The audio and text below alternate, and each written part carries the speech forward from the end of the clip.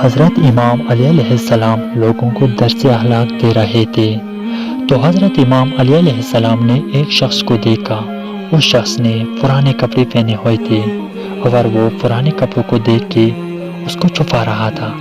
تو حضرت امام علی علیہ السلام نے جیسے ہی دیکھا آپ تمام لوگوں سے مخاطب ہو کے تو فرمایا، اے لوگوں، میں نے اللہ کے رسول سے سنا کہ 3 چیزوں کو لے کر کبھی نہ شرمانا۔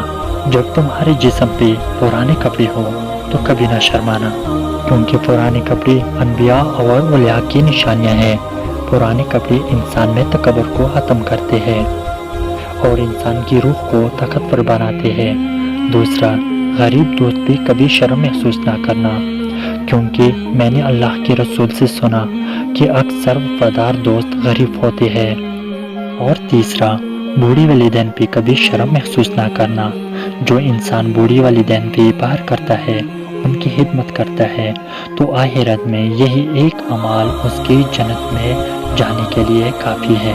جو انسان اپنے بوڑھی والدین کی خدمت کرتا ہے تو اللہ اس کی اولاد کو فرمانبردار بناتا ہے اور یوں دنیا میں بھی نیک اولاد پاتا ہے اور آخرت میں بھی باہر سے جنت میں جاتا ہے۔